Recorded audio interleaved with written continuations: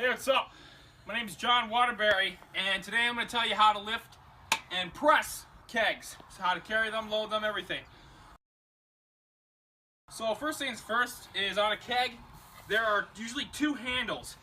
I like to personally put, because I'm right-handed, I like to put my left hand here and my right hand down. What you want to do is you want to cup with your right hand underneath this lip, put your hand in the handle hole of this. You want to come up here, show. This is really simple stuff, obviously, but you want to hold it like this. You want to get your feet together about a little more wider than hip width, like shoulder width-ish, and then go ahead, take a breath, squeeze your ass, and just like right there. And right when you're there, keeping a nice tight ass, go ahead and you pretty much waddle with it and walk like this. Make sure to pull it in so it doesn't fall out, you know, like this. And also, your grip strength is going to be tested depending on how many kegs you've got. So, here, come over here. So, now, basically kegs are really, really simple. There's not a lot to learn about them, but they are very awkward shape, and pressing them is a bit more complicated. So what you want to do is you want to go ahead and go under over like this. If you're usually always allowed to do under over for competition. Also for apparel, you usually want to wear sleeves on your elbows and stuff if you want to get more out of your pressing power. You don't have to. A belt is very nice for pressing. Belt is going to help you stabilize a hell of a lot more. The key here is to keep your breath, and also squeeze your ass. Once we get up, we're going to lift it up to a lap right here. We're going to squeeze your ass there. And then, here, I'm going to show you. So, like this, right there. Squeeze your ass, get down, get it here, pull it in, and then pop up to here. And make sure, which I didn't do right there actually, is to shoot your elbow up. Shoot it up so it gets right here. Don't do it too fast where you're going to stumble around and stuff, but get it there until you're stable. Get a wide base and squeeze your ass, because that's going to create the best pressing platform. You're basically like the bench in this, and you want to be very stable. You can't press a lot of weight off a wobbly bench. So go here, pull it in, and then pop it. Get up to here, under, over, and obviously squeeze your ass.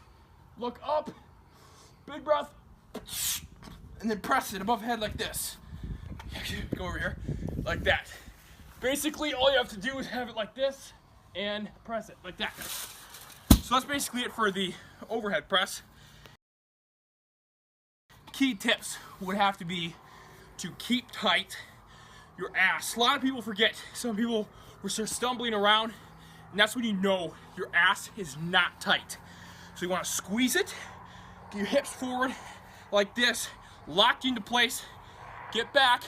Remember, the diameter of this is like 1.5 feet. Well, it's about like 14 inches.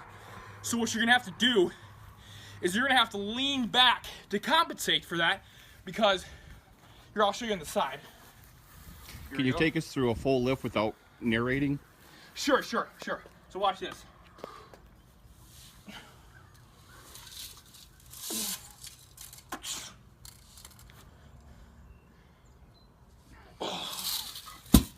It's okay if you come out a little bit, but you gotta reposition yourself so your feet are together to get the down command. So the other key point that you just saw me doing right there was to compensate for the diameter of the keg.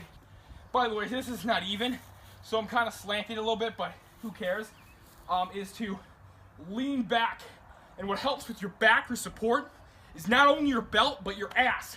You want to tighten that up and lean back.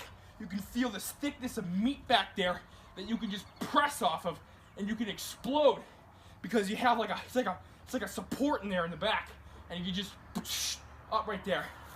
But yeah, you want to keep tight and you're airtight. Obviously, I'm talking, so I can't really keep tightness at all.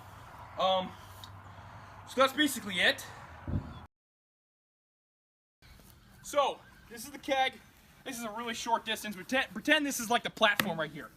So what we want to do is when the guy says, "Competitor, are you ready?" You want want to get this down like this. Get your hands on it. If you're allowed to put your hands on it, you usually are. And then you go like this. Big breath. Lift it up. Run over, waddle, and get down and pop it with your stomach onto the platform. And obviously this platform's gonna fall over, but you put it on there and you have to flip it up and then you go run over to the next one. I don't actually have a platform set up, but you get the point where you have to do that. Like here, see that tire over there? It's a low platform, but watch. Okay, say. Competitor, are you ready? Begin. Pretend this is higher. Hands off. Then you run, boom, to the next one. If that's the loading race. Okay, so we're gonna go ahead and go over rules about the keg and what you can and what you can't do. So let's go ahead and make a line quick. Okay, let's go pretend that is the finish line. Pretend this is the keg. It's like 5 feet. Okay, so you pick it up, go over here, and you drop it, and it rolls. Let's say it rolls over the line. That will be a penalty, or they're not going to allow that. You have to like re-pick it up and do that. I got this a penalty for that, 5-second penalty.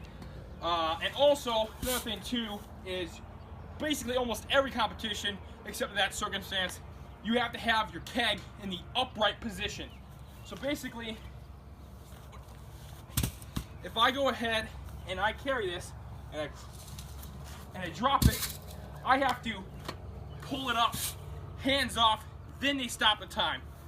Another thing too would be, the biggest key would be taking your hands off as fast as you can. Make sure it's in an upright position. So, let's say this is the platform again. Let's go ahead. Then here, pretend this is the starting line. Say, are you ready?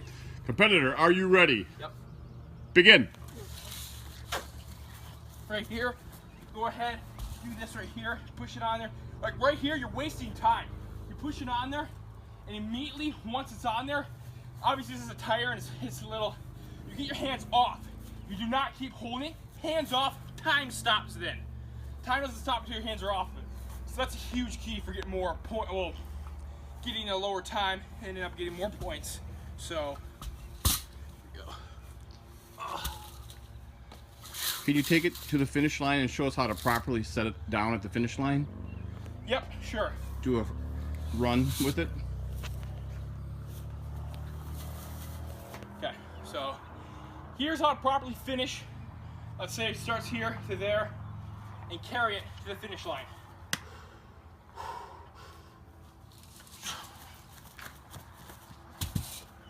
Hands off, time stops in the upright position.